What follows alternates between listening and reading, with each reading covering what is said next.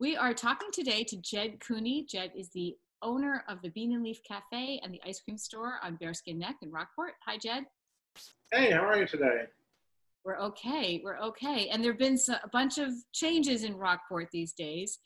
Do you want to talk first about how it has been owning small businesses in Rockport, particularly in Bearskin Neck, during this pandemic? Sure. So the ice cream store has been closed and normally would have been opened by now for the season, but we've kept that closed specifically because Bearskin Neck had a restriction for a while where they were only allowing Rockport residents onto the neck. So that would just limit the potential, customer base far too much to even make it worthwhile. However, the Board of Selectmen voted this past Tuesday to lift that ban. So now the neck is reopened, which is great, providing people still wear their masks. But that allows us to have more potential customers to make it worthwhile to reopen. So both stores are scheduled to reopen this weekend. We've made a lot of changes, with all the protocol and whatnot. But it's been a difficult time. I mean, the cafe normally is a year-round business, open every day. And we did close that March 23rd just due to everything going on, and felt that was the best decision. So we're excited to reopen. And so what, did you just say that retail shops are going to be open? No. So we're still, there's still the governor orders, so it won't be retail opening this weekend, but Bearskin Neck in general, they literally had it blocked off at the front of the neck where no one was allowed down unless you were a resident, which that caused a lot of concern for residents on the neck and business owners. But that issue has been resolved, which is great. So now moving forward, businesses that are approved to open either via state or local government will be opening. So I know we have a few already opened on Bearskin Neck, and I think a few more are scheduled to open this weekend as well. So it'll still be different because it'll just be food establishments offering takeout only. But we've seen a lot of people on the neck already. Everyone's excited to come down. So it'll be different now, having a few more food options for people. Right. And what would, during the months of March, April, May, do you see in normal times a regular flow of out-of-town guests? So was there a real absence in these places? Yeah, for sure. So we have a good local clientele that's consistent, but weekends in particular, year-round, are busy with out-of-town folks. Oftentimes from Boston, people coming into conferences in the city, then they have the free weekend to do something that they want to do. They still come out to Rockport. So we noticed a huge difference in sales. In the month of March was a complete loss, and I looked at year-to-date last year's numbers and was kind of blown away how well we had done last March, and this March was a complete zero. So there normally would be regular business with tourists and locals during that time, and especially with nice weather. The ice cream store, some of these nice weekends that we've lost would have been, lines out the door type of weekends with the preseason. Right. And I just have one more question, and then Corey, I'll let you jump in. So have you felt what's been the vibe on Bearskin Neck with the order from the town? Yeah, interesting. So when they had the restriction up, it wasn't good energy, I think. It was kind of, it looked like there was almost like a crime scene, like caution tape and barricades and cones and 10 different signs trying to explain why you couldn't come on the neck. It didn't really seem to make sense, in my opinion. It didn't really seem to offer much of a safety benefit to anybody. So that vibe was kind of, everyone was wondering how long they were going to do that. Are they going to do this all summer? Especially all the merchants. If the neck is closed to residents only, essentially you go out of business. You can't survive on residents only. There's a lot of I think anxiety amongst the business owners, wondering how long that restriction would be in place. But now that that restriction has been lifted, the energy is a lot better. People are starting to think that there's more of a sense of normalcy coming sooner. So it's much better energy. And people still love coming to the town just for the natural beauty. Even if they're not partaking in, supporting one of the businesses, they still love walking the neck and looking at the ocean and whatnot. So it's important to have it open. But the energy is getting much better. Yeah. Jed, I was going to ask, has there been any change at all with the train service to Rockport that you're aware of?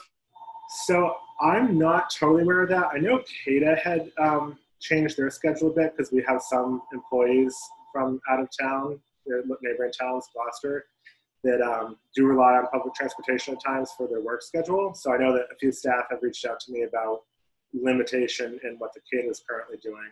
And I assume, and there's an assumption, but that the rail from Boston must have limited service or restricted service. And what sort of protocols will you have in place? I mean, obviously people want to be visiting and be inside your establishment. So how are you going to cope with that? And to that point too, what will be your hours of operation for both places? Yeah, good question. So the ice cream store is a much easier floor plan to work with. We have an entry door and an exit door, and that's how it normally functions all summer long. People come in, order, leave out the side door. So we've eliminated the seating inside.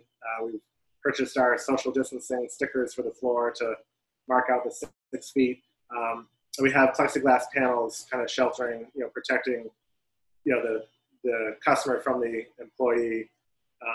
So that store I'm not too concerned about. And the hours there still are preseason, so they're kind of a little bit flexible. I mean, roughly daily 12 or 1 to 7 or 8 right now. And then they kind of fluctuate with the weather. Historically, when we hit July and August, we hold consistent hours 10 to 10. But I'm not sure what this summer is going to look like in terms of that. Bean Leaf Cafe normally has regular hours too, which we're starting to resume our 7 o'clock a.m. opening every day. And then we're not sure our close times. I mean, we're hoping to do the long full days that we're used to, rolling into the summer, closing at 9 o'clock at night. But I don't know yet. We've got a lot of, I think, a big learning curve in front of us in terms of how this is all going to work. So the cafe floor plan is different because our emergency egress is one that isn't used unless it's for an emergency. So it is in the same door and out the same door. So we have a structure of currently limiting 3 parties and 3 maximum at a time. They all have waiting stations inside. Then depending on the size of the order, if it's a quick coffee to go, they can place that order and go out. If they have an order that's going to take, 5-10 minutes to make, they can step out to our front room, which has gorgeous ocean views, wait there until the order is fulfilled. And if it's a larger party or larger order that's going to take us, 15 minutes or more to get completely fulfilled, we have a new pager system that we're going to be implementing where they can pay for the order everything, then we'll ask them to step back outside while we continue to fulfill the order, and then we'll buzz them when that order is ready to come. And then they'll be able to pop in. They'll have their instructions ahead of time where to grab that order, deposit their pager, and off they go. So our hope is it'll be, smooth and work well. But I think with this weekend coming up being historically one of Rockport's busiest weekends, for our numbers, this weekend can be one of our most profitable weekends. It's going to be interesting to see how we can manage all the people. Yeah. And Jed, what about staffing? Have you had any issues with that? Because we know a lot of business owners had trouble because of people claiming, unemployment insurance, et cetera, et cetera. So how are you working with that, especially now with a lot of younger people probably looking for work through the summer as well? Sure. Yeah, great question. So we've had 1 or 2 employees who have been historically with us year-round who are a little apprehensive due to them having underlying, health conditions. A lot of our staff, the vast majority, are really excited to get back to work. I've already had several of the team members in doing pre-opening chores. We've kind of done a whole revamp of Bean and Leaf in terms of all new colors, all new paint. We have new windows being installed. So kind of some fun changes here. So that side of it, I think we're in good shape. And I know that I expect more people to be applying. We've had staff from previous years that have been with me years ago reach out about employment this summer because their summer camps are closed or their internships got canceled. So I kind of feel confident we won't be struggling with finding staff. So that side of it's good. In terms of the unemployment and whatnot, we did get the PPP loan, which allowed us to keep paying our average hourly pay to our staff while they've been out of work. And that's worked pretty well for the most part. I know there's some gray areas and confusion because unemployment added that $600 a week. So for a lot of kids, staying on unemployment was better than getting their normal pay because of that. So my take on the program was it's working well, and the federal government and everyone is really working hard to make it work, and they're flexible. I've heard a lot of negative energy too about the funding isn't there and things aren't working. But my standpoint has been it's been working great. and the bank working with us, and everyone has really made it a user-friendly program to help everyone out. That's really good to hear. Yeah. Yeah. And how about, Jed, do you have any questions as a business owner with staff? I know your parents are sometimes involved in the business with testing. Do you have any hopes that there will be testing so you could guarantee that you have a safe experience there? Yeah, that's a great question. So we're kind of finalizing some of our protocol in terms of those specifics with staff and employees. We haven't really looked into the testing piece of it. We've been working with the local Board of Health, and I've found a lot of information on CDC and the State Board of Health. I'm not sure that testing necessarily would be the right answer to create a safe environment. I mean, it may be. What we found is anyone that's exhibiting any signs that would be potentially COVID, any type of illness or temperature, anything like that, they're just completely at liberty to not come to work, and there's no repercussions. We'll find staff to make it work and cover their shift, or we'll be understaffed, and we'll ask our customers to understand why we're understaffed. Mm-hmm. The rest of the protocols with the mask wearing, the glove wearing, sanitation practices, which we already do. So I think the new one is, kind of the doorknob will get more sanitized than historically, but we always sanitize anyway in terms of cleanliness and that aspect. Taking temperatures, I was talking to my daughter the other day about that, what she thought about it. She was an employee for zapping their forehead before they come to work, to see what they're running at. I mean, I find that a little invasive personally, but, it might be something that would help us, screen a little bit better. And we did invest, quite a bit of money in Lexan panels. So we've kind of installed them in a pretty attractive way in the business, so that my take is we'll probably have to have these precautions up for this full season anyway. Mm-hmm. So we kind of didn't want to do a shoddy stopgap measure that we'd be unhappy with and start to deteriorate over the summer. So we invested some time and money into quite nice Lexan panels that I think will provide safety legitimately and also help people feel more comfortable that we're really taking measures to make the employees and the customers feel safe. That's great. And how about just one last thought about your neighbors, your neighboring business owners? How is everyone feeling about looking at this Memorial Day weekend and the big opening?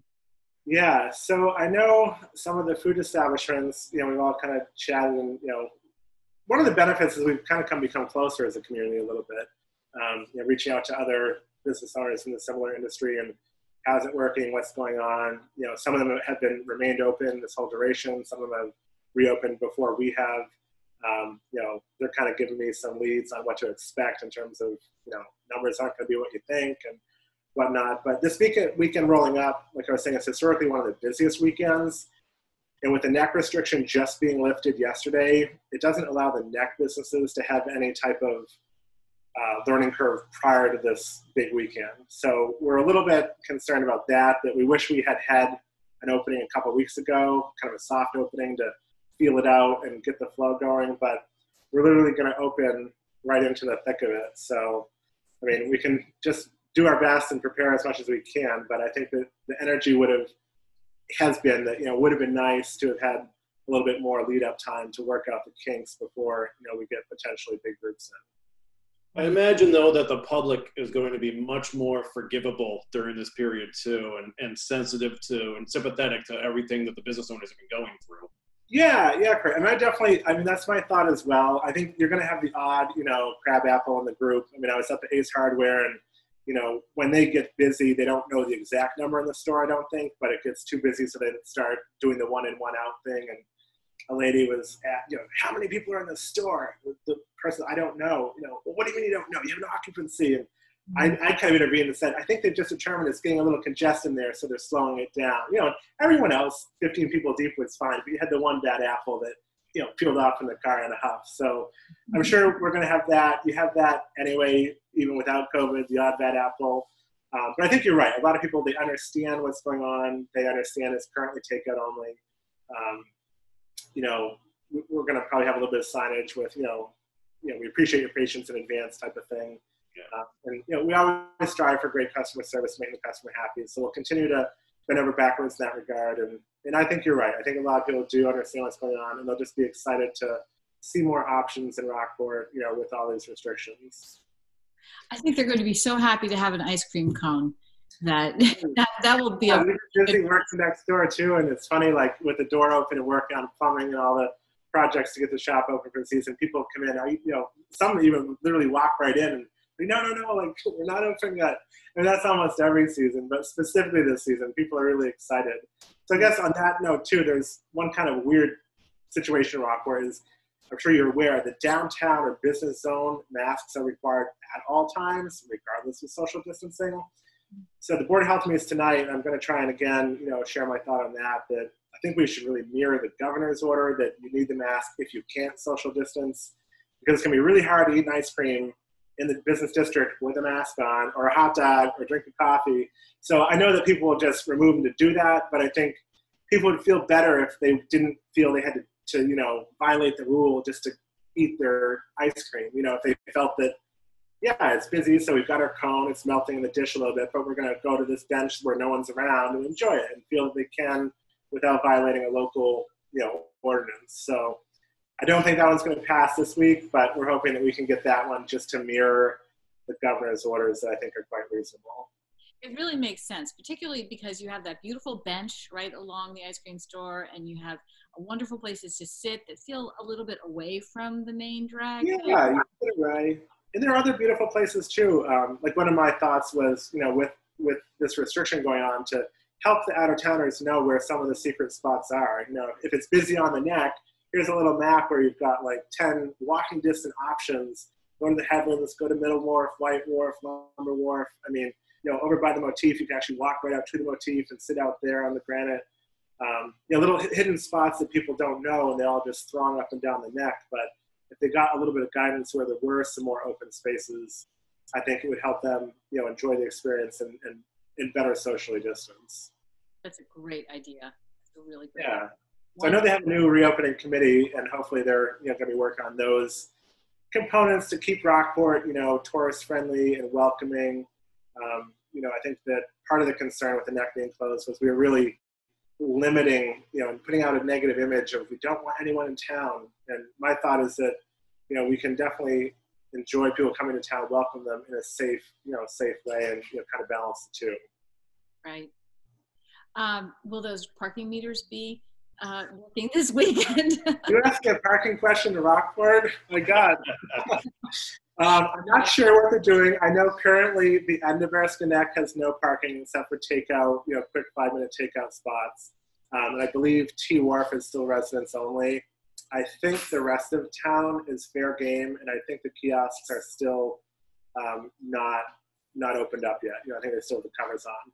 Oh. But they could pop those covers off any minute. So I don't know. Hopefully they're going to be, lenient and allow people to, come to town and, find some parking and enjoy Rockport. That's what it's really all about, is enjoying Rockport. And it's not just the economic thing. Someone might come here with their own picnic and just want some solitude near the ocean, and not even support a business. And we want that too. We want people to enjoy the town for what the town offers, and, hopefully patronize the businesses as well. But if they don't, they're welcome just as much. Right. Well, that's a nice sentiment there. And it's great to hear that you're feeling a little camaraderie with the local businesses downtown. That's a nice... yeah, it's great. I think there's good energy moving forward, and everyone's done different creative things to make it work. And I'll give credit to the Board of Health. In the early phases, we had discussions, and they understood that every business is a little different, so you can't have one boilerplate set of guidelines for everybody. I mean, as we know, every shop is unique and pretty much non-conforming, and something is grandfathered in. So, everyone is pulling together to make it work. Great. Well, I will try to get down there and have an ice cream cone. I can't wait. Great. Yeah, well, we look forward to seeing you. That's everybody. Yeah. When we're not on the computer, we're going for walks and eating ice cream. That's all everyone's doing. There you go. Yeah, perfect. Yeah. All right. Well, good luck with everything, and look forward to see you on the streets. Yeah, wonderful. Thank you guys for having me. Take care, Jed. Have a great day. Bye-bye.